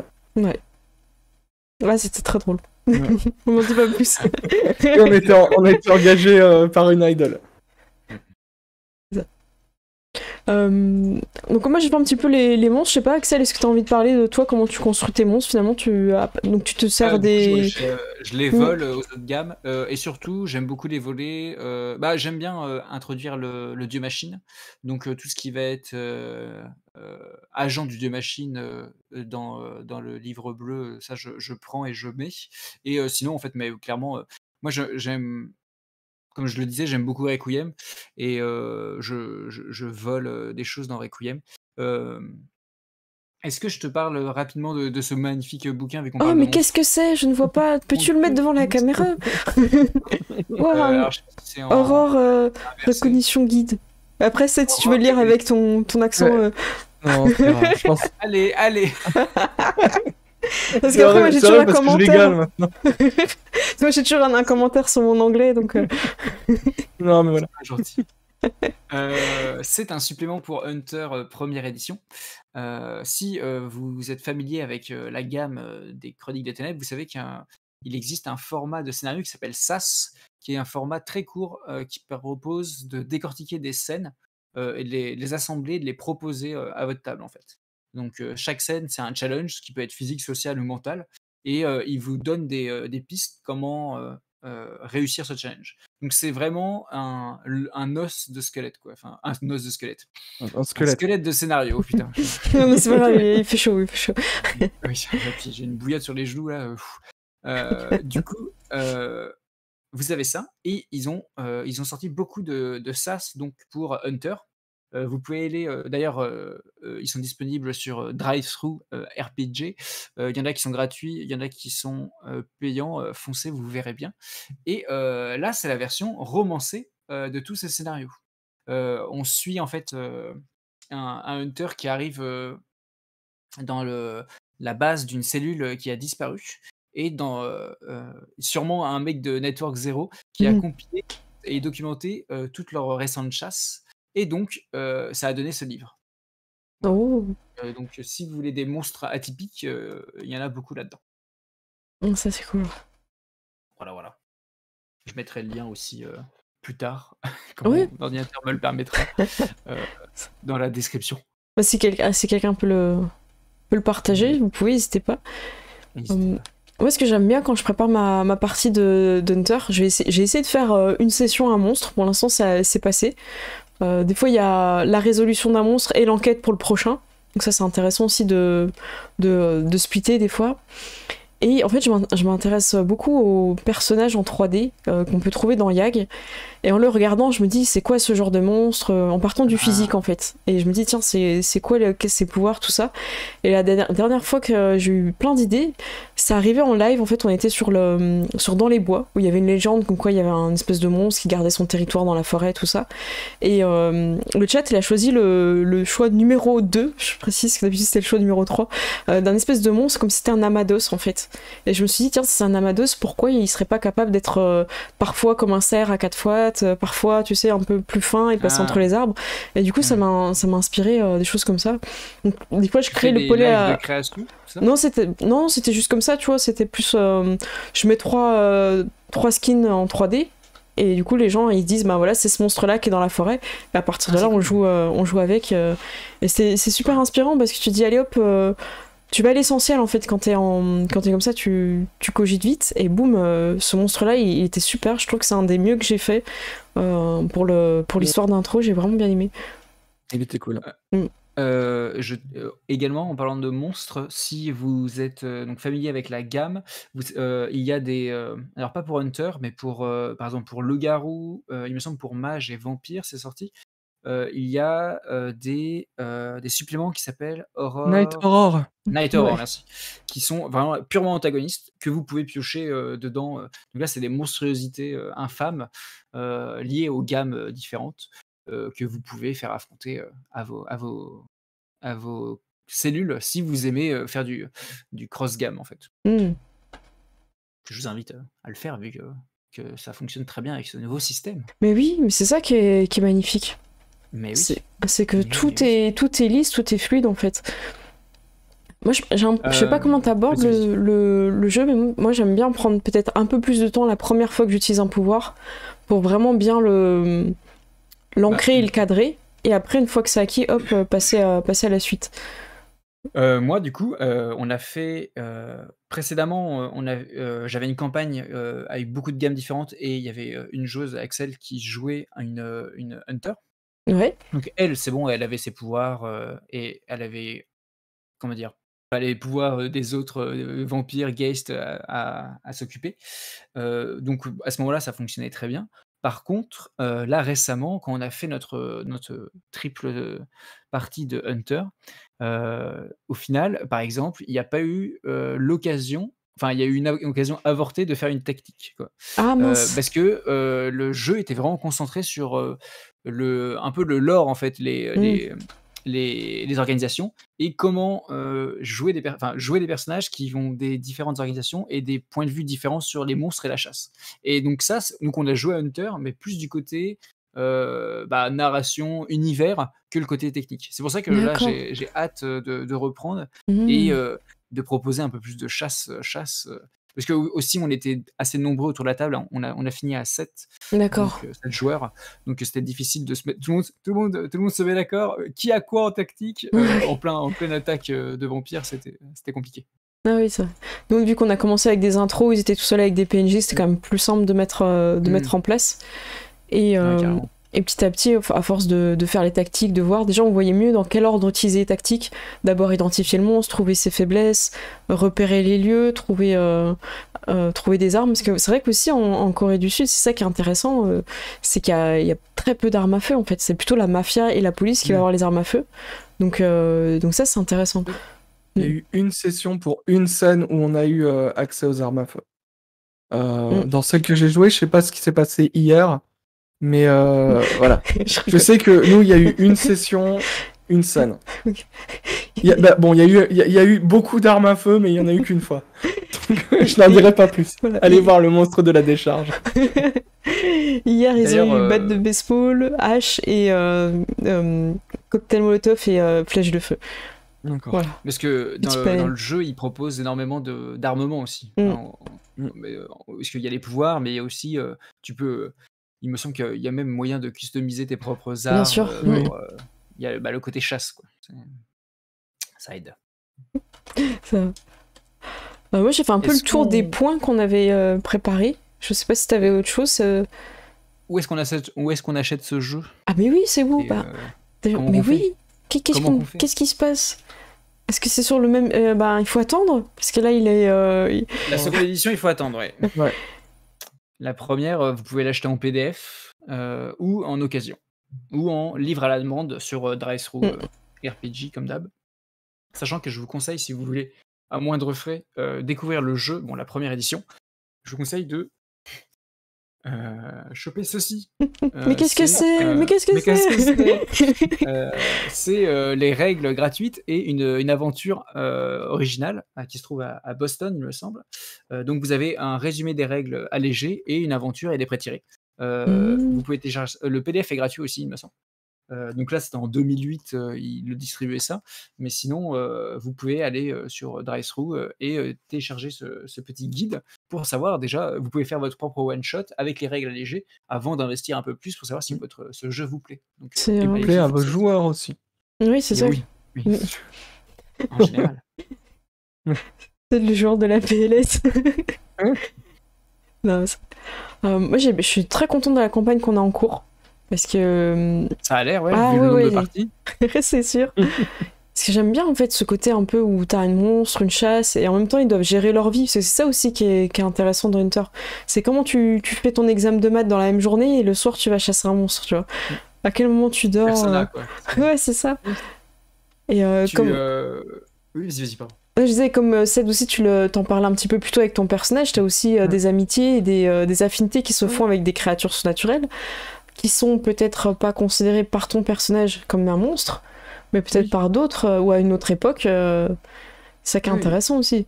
Et moi, ce que je trouve qui est intéressant aussi, c'est par exemple, tu vas avoir un personnage qui a une famille qui n'est pas au courant. Comment t'expliques que tu reviens, t'es couvert de bleu, tes vêtements sont couverts de sang? Tu fais, c'est pas le mien, c'est celui d'un vampire. C'est difficile à justifier. Tu vois, ouais, plusieurs fois. Compliqué. J'ai fait un accident de voiture encore. Tu vois, c'est un peu.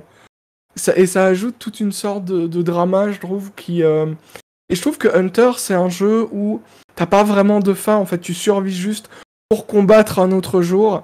Et c'est assez. C'est assez intéressant en fait d'avoir cette vision d'avoir aussi pourquoi ton personnage le fait en fait. Est-ce que quand il rentre il s'est fait tabasser mais il sait que ses enfants seront plus en sécurité quand il va les mettre au lit, tu vois. Il y a un côté qui est très intéressant et très humain en fait dans Hunter. Carrément. J'ai une question. Est-ce qu'on connaît les ajouts de la seconde édition sur la première? Alors moi j'ai pas joué beaucoup à la première, j'avais juste survolé, donc je pourrais pas comparer. Je crois que vous deux vous avez lu, me semble, la première bien même. Ouais, je pense qu'il n'y a pas la règle de risquer de la volonté. Si. Elle y est dans la première édition. Ouais. Il y est, et d'ailleurs maintenant tu es obligé de risquer de la volonté pour lancer une tactique. Oui. Pour lancer une tactique, c'est ça. Par contre, donc il y a moins de tactiques et moins de tactiques. Il y a moins de, bah oui, il y a moins de tactiques vu qu'il n'y a pas de supplément encore pour Voilà. la seconde édition. Mais par contre, ils ont équilibré les compacts et les conspiracies en termes de récompenses. Ça c'est plutôt sympa parce qu'il y en avait qui étaient un peu en dessous des autres. en fait, ce qu'on a oublié de dire, c'est que Hunter, donc première édition, là, celle-ci, c'est pas un standalone. Il faut un livre en plus pour créer un humain et ensuite vous greffez ça là-dessus. Contrairement à Hunter seconde édition qui arrive, qui là, lui, est un standalone avec tout pour jouer. Et on vous Donc ça, conseillera un bon toujours avantage. Oui, c'est ça. On vous conseillera toujours le livre bleu, quand même, Chronique des Ténèbres. Toujours. Le fameux. Ouais, et donc, c'est vraiment un gros avantage d'avoir tout dans un même livre parce que Hunter, ça se dispatche un peu dans plein de suppléments, surtout que si vous voulez jouer aussi, si vous voulez les règles de la seconde édition et que vous avez la première édition en papier ou en PDF, il y a un supplément qui s'appelle Mortal Remains qui s'intéresse aux gammes de la deuxième édition et qui propose des ajouts de règles pour passer directement en deuxième édition sans avoir la seconde édition. D'accord. Donc, vous pouvez lire tout ça. En tout cas, la seconde édition, elle est très propre et très quali de ce qu'on a actuellement. C'est ça. Et je Ça crois arrive que tard. Hein. ça va arriver en février, je crois, 2022, a priori. Tout se passe bien. Si tout se passe Ouais. bien. Cette date, c'était avant Covid, je crois. Donc, C'est possible, oui, Ouais. oui. Donc, Sachant que le bouquin est annoncé en sortie bientôt depuis 2017. C'est Le bouquin de tellement- Hunter. Voilà. ouais, Voilà. c'est- Ça fait un moment que je l'attends. Ça. Donc, ouais. Du coup, on a décidé de jouer sur le manuscrit avant. Voilà, on a eu marre d'attendre. Je pense que toi aussi, Axel. Ouais, pareil. Il y a un moment donné, il faut jouer, quoi. Et est-ce que vous avez testé Monster of the Week, du coup, en concurrence? Nope. C'est un jeu PBTA qui fait vraiment une séance, une chasse. D'accord. Et moi, j'aime bien le PBTA, mais surtout pour du one-shot. Et du coup, pour Hunter, je trouve ça plus pertinent de jouer en campagne longue comme vous faites, parce qu'il y a plus d'évolution et tu peux gratter sur un background qui est plus riche. Alors que Monster of the Week, si vous aimez ce genre de jeu, vous pouvez foncer si vous faites des petites parties occasionnelles et D'accord. que vous ne voulez pas vous bouffer beaucoup trop de lore, vous pouvez aller dans ce coin-là. D'accord. Voilà. Tu sais, j'ai une question, Axel, concernant tes campagnes. Comment tu les... ou tes mini-campagnes, peu importe la longueur. Comment tu les vois? Est-ce que tu les vois déjà dans une globalité? Est-ce que tu les vois monstre par monstre? Comment tu conçois ton univers C'est quoi Mon univers. Alors, j'ai proposé différentes choses. Pour Chronique des Ténèbres, notre première grosse campagne, j'avais une horloge, en fait, une sorte de tout va de pire en pire au fil des séances. Et c'était un peu une sorte de mission, de grosse campagne apocalyptique. Mais c'était un gros bac à sable. Donc tout le monde se baladait dans la ville, rencontrait différentes gammes et jouait avec et se rendait compte que la ville commençait à brûler de partout et il va falloir faire quelque chose et s'allier malgré les différences. Là, contrairement à ce format-là, j'ai fait quelque chose d'un peu plus traditionnel avec un scénario. J'avais 3-4 lieux importants, un gros antagoniste, un petit antagoniste et ça a roulé, quoi. D'accord. Une sorte d'enquête classique. Donc t'avais une thématique avec un espèce de crescendo à propos de... Ouais, c'est ça. Je vais pas trop spoiler, mais ouais, il y a en fait, la partie débute où c'est une réunion de hunters qui s'étaient pas vus depuis des années et qui dit voilà, nous on vient vers vous parce qu'on a besoin de vous. Il y a quelque chose qui peut-être menace le quartier où vous êtes parce que notre groupe c'était de l'Union et le reste c'était surtout du Carillon. Et du coup, on a besoin de vous. Vous avez les ressources sur place. Nous, on arrive avec un profil de monstre qui est étrange. Et est-ce qu'on va réussir à s'entendre pour pouvoir chasser ça? Et bien sûr, cette chasse va révéler de nombreux secrets qui ont été enfouis depuis des années. Ah, et Drama. Super. Et ça, sur ta chaîne, c'est quelle campagne, le nom? Alors, c'est les toutes récentes vidéos, c'est la dernière. D'accord, c'est l'encours. J'ai repris, c'est Hunter, ouais, c'est ça. Sinon, la première, le bac à sable apocalyptique, c'est Silver Falls. Ok. Donc pareil, tout est sur ta chaîne. Ouais, c'est ça, il y a des playlists, foncez, sachant qu'il y a beaucoup de vidéos, donc n'hésitez pas à regarder les playlists pour commencer du premier. Au bon endroit. Ça marche. Alors voilà. À bientôt. Moi, pour cette campagne-là, je suis partie un peu du principe, un peu de la réflexion autour des souvenirs. Est-ce que finalement tu veux te souvenir de tout quand tu vois un truc un peu étrange ou finalement c'est peut-être mieux d'oublier? Et du coup, il y a toute cette thématique-là qui est en train d'être amenée à travers...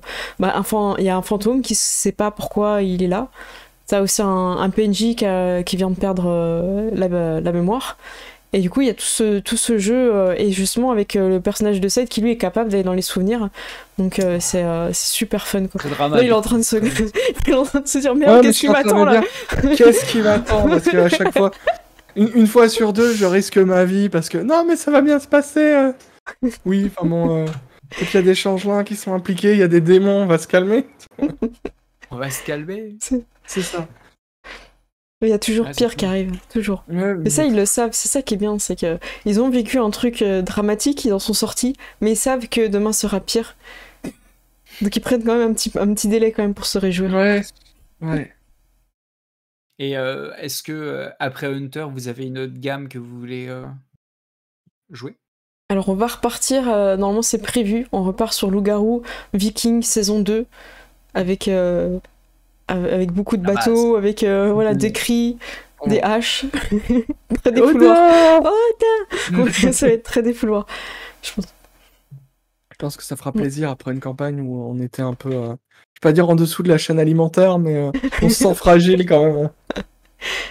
C'est vrai que c'est pas évident quand tu joues des créatures surnaturelles de repasser sur un personnage humain, il y a un temps d'adaptation, j'ai l'impression. Après, il y a... Oui, tu m'étonnes. Moi, de l'autre côté du miroir, côté Mascarade et Apocalypse, les joueurs étaient... comment dire, quand on passait de Mascarade, c'était nouveau-né Ancilla, donc des vampires au début un peu faibles, à passer à le Krynos, qui, quand il passe à Krynos, il a 8 en force, tu fais... tout de suite, on peut faire plein de choses, donc c'était Lancer une l'overdose bagnole. instantanément. Ouais, c'est... Mais attendez, mais je peux soulever cette voiture? Ah oui, ça c'est le gros kiff de Bah, je jeter le des fais. voitures. C'est la base. Ça c'est bien. Après, dans les autres gammes, je sais pas encore sur quoi on partira, parce qu'au niveau du lore, moi j'aimerais bien me lancer sur Changelin. C'est un truc que j'ai pas mal d'idées au niveau des histoires, mais j'attends un peu déjà de digérer tout ce qu'on a vu sur Hunter, parce que je lis pas très bien l'anglais, donc c'est pour ça que j'ai peut-être tendance aussi à avoir la facilité d'aller plus sur des pouvoirs que j'invente. Mais j'aime bien comprendre qu'est-ce qu'ils ont voulu faire, et après je m'approprie et je pars sur un truc, ouais. Carrément. Donc je vais Nous, essayer on va essayer ouais. de faire du Geist pour... j'aime bien le côté surnaturel et en même temps très humain du mortel. Donc c'est un mélange entre les deux. Et je vais essayer de proposer ça au futur. On verra. Oh, mais ça va être une belle campagne. Les joueurs sont chauds déjà. Mais il est super, Geist. Ça a l'air. Ça va être trop bien. Et puis surtout, la seconde édition ajoute pas mal de choses par rapport à la première. Donc c'est banco, là, il m'attend dans ma bibliothèque. J'ai hâte. Ah ouais, ça va être bien. C'est un jeu, en fait, il y a toujours moyen de trouver des jeux, des nouvelles créatures super intéressantes, quoi. Ah ouais, alors si vous aimez les fantômes, les chasses aux fantômes, Geist, c'est le jeu, quoi. Du coup, tu peux très bien commencer par du Hunter et une mort de Hunter un peu sauvage, il revient avec un ami avec lui pour chasser et aider ses amis, c'est possible. Bah ouais, tout est possible en fait. Tout est possible. Ça qui est bien. Moi j'ai pas forcément grand chose à rajouter sur Hunter. Pareil, je trouve qu'on a vu pas mal de choses. Ouais. Si vous avez des questions, n'hésitez pas. Ouais, c'est ça, peut-être on peut prendre un peu de temps pour voir s'il y a des questions et teaser un petit peu ce que nous on va faire sur nos chaînes. Est-ce que tu veux commencer, Axel, sur ton programme de la semaine futur, là Ouais, à semaine, pré-vacances, rentrée. Jeudi, donc c'est la fin de Hunter sur la chaîne de mon côté. Et ensuite, idéalement, on aimerait bien continuer notre campagne de Donjons et Dragons, mais je sais pas si on va réussir à s'organiser. En reprise en physique, vu que nous, on essaie de jouer autour d'une table, comme des fous. On a une campagne officielle de Donjons Dragons, Descent into Avernus, donc en enfer. C'est sympa, c'est très sympa, c'est très, très sombre, c'est épuisant pour les personnages. Et sinon, au futur, j'aimerais beaucoup proposer des parties de mon jeu de rôle que je suis en écriture, que je suis en pleine écriture, d'une seconde édition d'un jeu de rôle qui s'appelle Tu es un sorcier dans l'univers d'Harry Potter. Un jeu de rôle fine-made non officiel, que vous pouvez télécharger. Vous tapez Tunes un sorcier JDR. C'est un PDF de 150 pages pour jouer des jeunes de 11 à 13 ans pour les 3 premières années de cursus à Poudlard. Donc là, je suis en train d'écrire la suite 4 à 6 pour le côté adolescent. Et en plus, je suis en train de refaire les règles parce qu'il y a des choses qui n'allaient pas. Et t'as des retours, j'imagine, aussi en plus. Oui, on a un Discord. Alors, on a un Discord Jeudi JDR. Si vous, sous nos vidéos, vous trouverez le lien. Et sinon, on a un channel spécifique à Tunes un sorcier. Et on a un groupe Facebook aussi, Tunes un sorcier. D'accord. Voilà. Oui, il y a de la demande pour ce jeu. Étonnamment, il n'en existe pas d'officiel.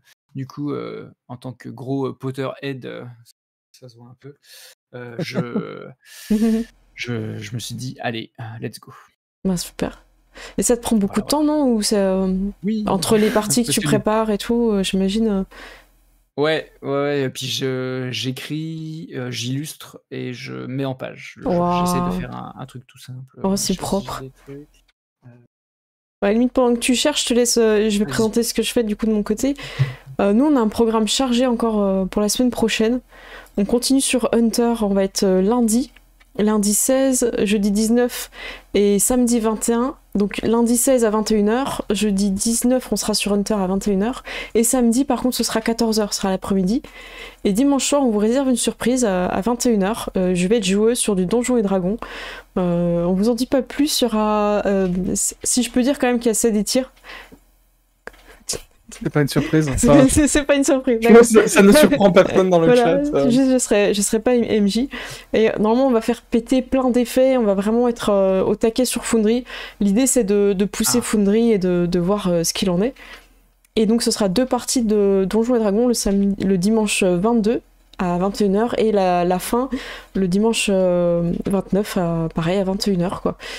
Donc voilà, on a beaucoup de Hunter de prévus et Donjons et Dragons. Voilà. Est-ce que tu as retrouvé, Axel, je te vois Alors, je cherche mon écran de jeu que je viens de terminer, mais sinon, le bouquin, sinon c'est ça, Tu es un sorcier, incroyable. C'est à l'envers. Non, mais c'est bon, t'inquiète, on le voit à l'endroit. On le voit à l'endroit, nous. Vous le voyez à l'endroit? Ouais, c'est ton retour, je pense qu'il y a... Ah oui. Alors, il y a tout un... Il y a tout pour faire du Harry Potter. Il y a un mini-jeu de duel à l'intérieur, il y a un mini-jeu de Quidditch à l'intérieur, avec des cartes. Je sais pas si vous voyez. Un petit peu, ouais, vas-y, laisse le temps de faire la mise au point. Ah, super. T'as des dessins aussi que tu veux nous montrer? Moi, je veux bien voir ce que t'as fait. Sans te commander. Si, attendez. J'ai des choses. J'ai plein de choses. Ouais, j'ai dessiné parce que du coup pour la seconde édition, je rajoute beaucoup de matos. Alors, bon, les gens de ma chaîne devraient connaître ces dessins, mais du coup j'ai illustré par exemple beaucoup de. Alors je sais pas si ça va marcher à l'écran. Ouais. Si c'est bon, ça passe. On les voit. Oh, c'est propre. Donc il y a plein de potions pour. Nickel. Pour, jeu et par exemple des. J'aime beaucoup la symétrie. Tu gères, bravo. C'est propre, ça se voit tout de suite. Oh, génial. Ah, super. J'espère que tu vas les mettre en couleur ou tu laisses un petit peu ombré peut-être. Du coup, jeu de rôle, comment dire, c'est gratuit, c'est fan-made, donc je pense aux gens qui vont imprimer. Tu restes sur du noir et blanc, ok. Sur du noir et blanc, exactement. Ah bah super. Et, je sais pas ils aiment bien dans le chat, ils trouvent ça beau. Ils aiment bien? Ouais. Un autre. Ah super. Donc on a des potions. Elle est géniale la main, bravo. Ouais voilà, bonus sur celle avec la main. On sait ce que c'est de dessiner une main, donc bravo. Moi j'applaudis. Bravo. Du coup, je sais pas si j'ai essayé de le faire, mais certains de ces dessins ils sont faits en live. Donc, mais là j'ai repris le taf, donc c'est un peu plus compliqué. Mais abonnez-vous et vous verrez bien. C'est ça, vous verrez les alertes. Et peut-être en live le dessin d'une main. Tous ceux qui ont galéré, tous ceux qui ont essayé de faire une main, bravo. Regardez-moi ça, mon Dieu. C'est horrible. Mais ouais, c'est cool. C'est vraiment cool. C'est une bonne expérience et j'ai hâte de terminer ce jeu. Ah bah super. Mais j'ai l'impression que c'est jamais vraiment fini. Il y a toujours moyen de peaufiner, de rajouter des dessins. Peut-être une version 2 quand tu dis ça. Plus sur la... Ne me dis pas ça. Ne me dis pas ça. Pardon. Là, tu vois, genre ça c'était... J'ai fait ça m'a pris beaucoup trop longtemps parce qu'il a fallu le playtester et tout. Là, la nouvelle édition, il y a beaucoup plus de choses. C'est compliqué. Mais bon, je pense que je vais essayer de tout faire tout d'un coup et de donner et faire tenez, c'est bon.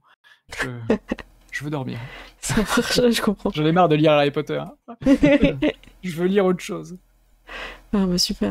En tout cas, bravo, c'est super. Tu arrives à mettre en place des choses que t'aimes et surtout que t'ailles au bout parce que c'est quand même volumineux et en termes de compétences, ça t'en demande beaucoup. Donc bravo à toi. Bah, ça tombe bien, merci. Mais ça tombe bien d'être, comment dire, slash illustrateur, slash graphiste, slash rôliste. Voilà, quand tu veux faire un jeu de rôle, c'est plutôt bien, quoi. Non, ouais, clairement. Moi, je vois bien que mes compétences de graphiste, elles m'aident aussi en termes de. Bah, je sais pas comment dire, mais pour les maps. Ouais, aussi, ouais. Ouais, ça se voit à fond. Donc, c'est sûr, c'est toujours un plus quand on a quelque chose de technique, que ce soit pas que son niveau d'anglais. Hein, oui, parfois le niveau d'anglais il sert quand même bien. Bah oui, je suis bien contente que t'as un bon niveau d'anglais, on va pas se mentir. Surtout vu le nombre de livres qui ne sont pas traduits, tu m'étonnes. Ouais. Moi j'ai appris l'anglais quand je voulais jouer à Donjons Dragons quand j'étais jeune et que tout était en PDF sur internet en anglais. Et j'avais pas de sous pour acheter en français. Bah c'est ça. Voilà. Moi j'ai eu un déclic, c'est sur Shenmue sur Dreamcast, qui était en anglais et j'avais pas eu le choix. Je voulais finir le jeu, je voulais savoir qui était le grand méchant, pourquoi, et voilà. Donc là j'ai... Je voulais savoir ce que tu devais faire. Ouais, c'est là où mon niveau d'anglais il a commencé à exister. Après je crois qu'il s'est stabilisé, mais... Il s'est stabilisé. Ouais. Après... T'as terminé Shenmue, t'as fait non. Après le jeu de rôle c'est pas le truc le plus facile à lire en anglais de base. Hein. Ouais. Pour comprendre des mécaniques de règles et ce genre de choses. C'est pas toujours aisé. Bah ça... Du coup, par exemple, si tu joues à Donjons Dragons, tu découvres tout un champ lexical qui va pas trop te servir, quoi, en anglais. Ouais, c'est sûr. Mais bon, c'est cool quand même. Écoute, moi j'ai pas de questions particulières sur Hunter dans le chat. Je propose qu'on conclue là-dessus. Ouais, carrément. J'ai bien aimé reparler de... Ouais, c'est ça. C'est ça. Moi, juste une petite conclusion, parce que j'aime bien faire une conclusion avant le générique. Moi, j'ai bien aimé discuter avec vous d'Hunter. Je voyais que vous avez une approche beaucoup plus technique sur les corpos, enfin les organisations. Et moi, j'étais plus sur finalement les antagonistes, les monstres, tout ça. Donc c'est pas mal, ça s'est pas mal complété. Ouais, ton point de vue m'a donné envie de construire mon propre monstre, tu vois. Ah bah super. J'essaierai la prochaine fois. La prochaine fois. Ça va. Les joueurs, un truc qui pond des œufs là. Je sais pas si on spoil à propos de l'œuf ou pas. Moi je pense que c'est mieux d'envoyer les gens aller voir. Il y a un truc avec l'œuf. Avec le monstre des poubelles. Donc c'est toujours intéressant aussi de voir le point de vue d'un autre MJ, de pouvoir échanger sur comment toi tu t'occupes de ta campagne. Donc ça c'est toujours intéressant et on est trop peu, il faut plus de MJ. Plus de MJ, jouez à Hunter. Hunter c'est bien. Jouez à Chronicle of Darkness. Je vous laisse un peu... Je sais pas si vous voulez faire aussi une petite conclusion aussi... C'est bon pour vous? Moi, ça fait toujours... comment dire, moi, je m'arrête jamais quand je parle de mes jeux, de mes jeux de cœur. Donc, faut me dire stop, je parle beaucoup. Mais en tout cas, merci. Merci de l'invitation. Et ça fait toujours très plaisir, pareil, de partager. Et comment dire, moi, j'ai commencé aussi de mon côté je sais pas si vous connaissez un podcast qui s'appelait Radio Rolliste, qui existe toujours, mais qui est assez vieux. Et c'est pareil, c'était des rôlistes qui parlaient, qui présentaient des jeux et qui présentaient leur coup de cœur. Et donc, je suis très content de continuer ce format-là et de donner envie aux gens de se lancer eux aussi à nouveau dans la boucle. Donc, je crois que c'est... Parler de vos passions et jouer.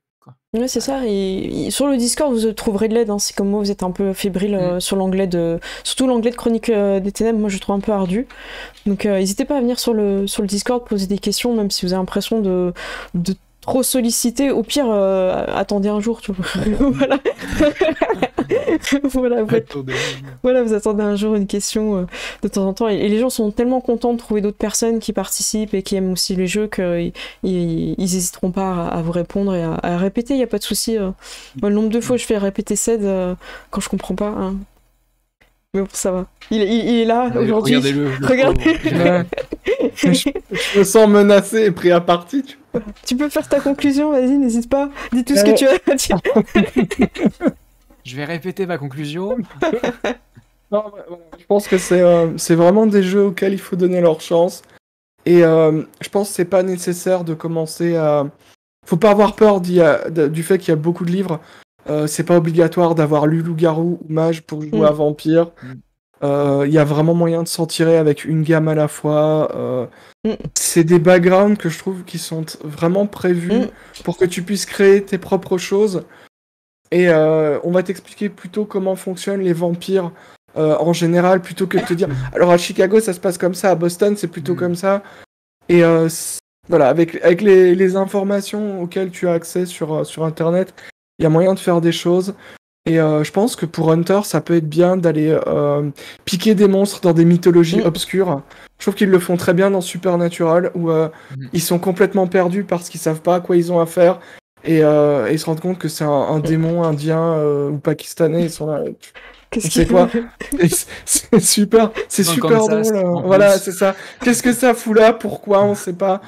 Et ça peut être de chouettes moments dans Hunter où les joueurs sont en train d'oublier ce qu'ils ont l'habitude de voir ou ce qu'ils recherchent habituellement pour se rendre compte qu'il y a des problèmes qui viennent d'ailleurs avec d'autres solutions. Et c'est ça que c'est très cool la Corée, parce que moi en tant qu'Européen, je suis complètement perdu. Voilà, les codes de la Corée, c'est limite. Voilà. J'ai eu envie de planter avec mon perso quelqu'un qui prenait mon assiette pour me couper ma viande. Genre, mais qu'est-ce que tu fais? Qu'est-ce que tu touches à ma bouffe, tu vois? Cécile m'a dit non, c'est bon, c'est normal, c'est culturel. Ok, d'accord. C'est un geste d'affection. Ouais, ça va. Ah, c'était drôle. Ah bah super. Bah, hâte de retrouver en live tout le monde, que ce soit sur ma chaîne et sur celle d'Axel. Et Axel veut vous montrer quelque chose. Non, je fais un mini point juste parce qu'on parle de tous ces jeux, mais en effet, surtout si vous les achetez, par exemple de France, ça peut être un peu coûteux. Il y a les nouveaux tomes, le temps qu'ils arrivent chez vous, on est sur du 60, presque 70 environ, s'ils sont assez épais, je pense à Hunter, à Geist par exemple. Mais Onyx Pass, c'est un super éditeur et ils fournissent pour chaque gamme vraiment des kits start, et c'est toujours gratuit. Donc vous avez un scénario, des pré-tirés et des règles légères pour vous approprier le truc. Donc n'hésitez pas à télécharger tout ça avant de vous lancer si vous voulez en apprendre un peu plus après ce magnifique podcast. Vraiment, il y a le résumé des règles, quoi. C'est pas rien, quoi. C'est vraiment tu as l'essentiel pour y jouer avec ça. Donc, et c'est gratuit. Donc foncez. Voilà. Okay. Eh ben, super. C'était tout. Bah, bravo. Bah, merci beaucoup. Moi, j'ai envoyé le générique. Je vous fais les petits coucous de fin. Ciao. Tu nous montres ton chat où il est parti? Il hurle derrière la porte. Ah mince. C'est l'heure de mettre le générique. Alors on a un chat en... Allez-y, et moi de mon côté je vais essayer de chercher le chat et je le ramène pour les gens du chat qui sont encore là. Ça marche, j'envoie les crédits de mon côté. Je vais en chasse. Je vais en chasse de chat. Au revoir tout le monde, à bientôt. Je vais envoyer les crédits. Merci à tous ceux qui ont participé dans le chat. Merci Gladius, t'es toujours là au taquet pour répondre aux questions et accueillir les nouveaux aussi sur la communauté de Discord. Je sais qu'il y a aussi d'autres personnes qui sont formidables et qui nous aident. Merci à vous. Il y a Franch Noobis qui a rejoint OKB et Lindoriel. Merci à vous d'avoir follow. Et bonne nuit à tous ceux qui sont beaux. Vas-y, t'as le chat là? Elle se débat, je disais. Ah bon, tant pil. Ouais, bon, voilà, elle ne veut pas. Ça arrive, écoute, c'est son choix, c'est son dernier mot, son dernier miaou. Il est parti pondre des œufs. Oh. Et bien, du coup, moi je dis à bientôt. Moi je vais couper de mon côté. Bisous tout le monde, ciao. Ciao, pareil de même. À jeudi.